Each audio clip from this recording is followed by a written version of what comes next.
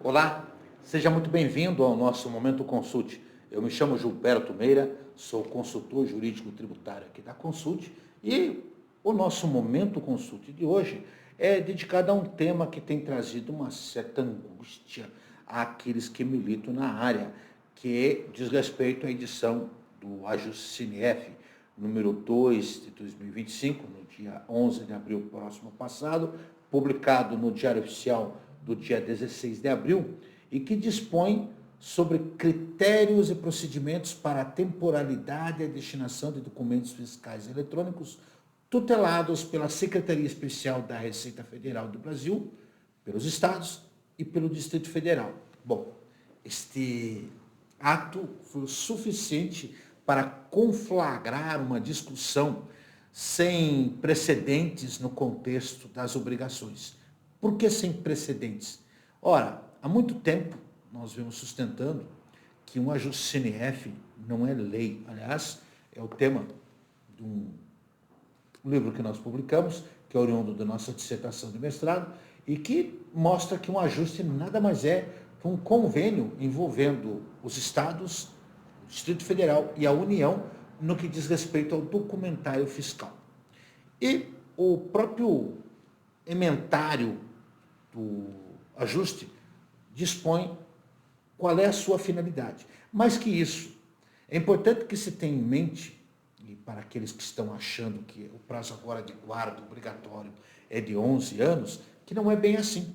É bom lembrar que se nós formos ler também a parte inicial, onde começa a fundamentação do ajuste CNF, ele é lastreado no artigo 199 do Código Tributário Nacional, que ao seu tempo estabelece como obrigação dos estados a guarda de documentos, mas deixa antever na prática que a Fazenda Pública da União, dos estados, do Distrito Federal, dos municípios, prestar-se-ão mutuamente assistência para a fiscalização dos tributos respectivos e permuta de informações na forma estabelecida em caráter geral ou específico por lei ou convênio. Eu repito, o ajuste CNF, no sentido genérico, é um convênio. No sentido estrito, nós temos o convênio ICMS, temos o ajuste CNF e também o contexto do protocolo, que é destinado a, muitas vezes, casos de substituição tributária, e ele é, muitas vezes, assinado por aqueles que têm interesse a fazer parte da figura da substituição. Por que é importante que se diga isso? Vários critérios têm que ser observados neste nosso comentário. Primeiro, é papel do CONFAS, entre muitas das suas finalidades, além de promover convênios, protocolos e demais acordos regulamentando isenções, reduções, tratamentos fiscais, ou então criando figuras da substituição tributária, também celebrar atos fundamentados nos artigos 102 e 199 do CTN. O 199 nós acabamos de ler. O 102 trata da extraterritorialidade. Ele permite que o Paraná, num convênio ou num protocolo com o Estado de São Paulo, possa fazer substituição tributária cobrando ICMS que seria devido naquele território de forma antecipada e vice-versa. Né? Também cabe ao CONFAS sugerir procedimentos e medidas para a simplificação e harmonização das exigências legais, promover aí a gestão do Sistema Nacional de Informações Econômico-Fiscais, ou seja, o nome CNF é esse, Sistema Nacional Integrado de Informações Econômico-Fiscais, e foi criado na década de 70, a partir do convênio sem número de 1970, e a grande finalidade dele foi, e continua sendo, e será por muito tempo, até que nós tenhamos a implementação definitiva da nova estrutura que traz aí o IBS e a CBS como tributos de maior envergadura para os estados e para o Distrito Federal, destinado aqui o CNF para coleta, elaboração, distribuição de dados básicos essenciais à formulação de políticas econômico-fiscais, aperfeiçoamento permanente das administrações públicas. Também promover, com vistas aí à melhoria e aperfeiçoamento da administração tributária e do sistema tributário nacional, estudos com o mecanismo de desenvolvimento econômico e social. E o grande problema que nós tínhamos é que cada unidade da federação guardava, exigia a documentação por um prazo. Alguns limitavam seus 5 anos, que seriam o prazo prescricional e decadencial, 173, 174, alguma coisa lá, 150, em situação específica. E aí se fez a confusão. Peraí, então agora eu sou obrigado a guardar por 11 anos? Não. Como nós temos, a Juscinef é um convênio, não é lei. O artigo 146, inciso 3, letra A da Constituição Federal, estabelece que cabe à lei complementar estabelecer obrigações. Você estabelecer a obrigação do contribuinte de guardar por mais 6 anos, além de não poder retroagir, porque esse é um princípio de salvaguarda, como diria o professor Heleno Taveira Torres, ele só poderia fazê-lo por meio de lei e não por meio de ajuste. É bom lembrar que o princípio da legalidade, lá no artigo 150, diz que só lei pode exigir tributo. E a mesma lei que cria tributos é a lei que cria obrigações. Isso está no 146, inciso 3, letra A. Ou seja, esta alteração, ela não tem em momento algum o condão de forçar o contribuinte a guardar mais de 5 anos o seu documentário fiscal. E aí você me pergunta, mas eu posso? É recomendável. Não que você esteja obrigado, mas é aquela velha história. Se o fisco vai guardar por 11 anos, e eu repito, a grande finalidade do CONFAS é a neutralidade, a padronização de procedimentos. E ele tem a participação também da União. Então, isso vale para os estados, para a Receita Federal do Brasil e para o Distrito Federal. Por quê?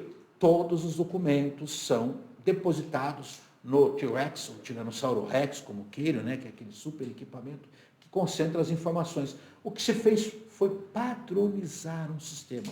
Isso não vai alterar em momento algum o período prescricional, que é a perda do direito de ação lá dos 5 anos, ou a decadência, que é o direito propriamente dito. Repetindo, existem outras circunstâncias lá no 150, e eu citei apenas o 173 e o 174, lá do CTN.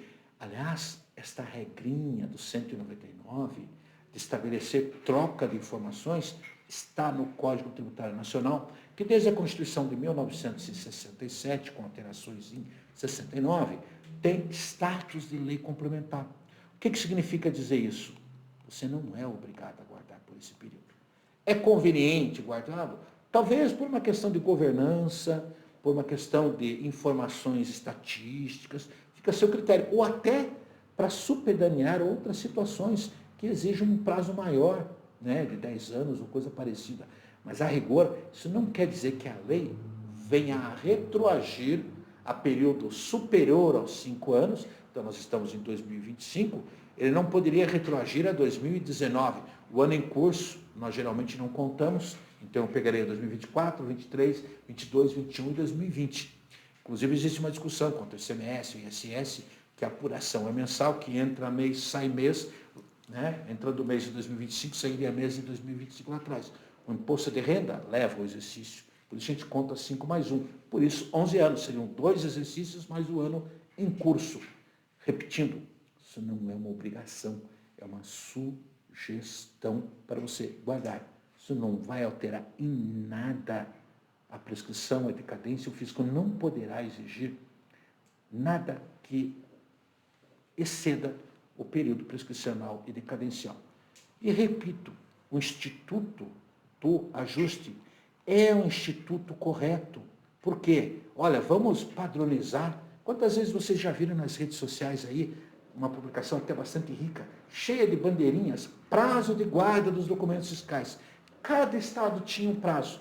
E agora, o que se fez no âmbito do CONFAS, onde há a Receita Federal e os estados participam. Gente, vamos padronizar, vamos deixar por 11 anos.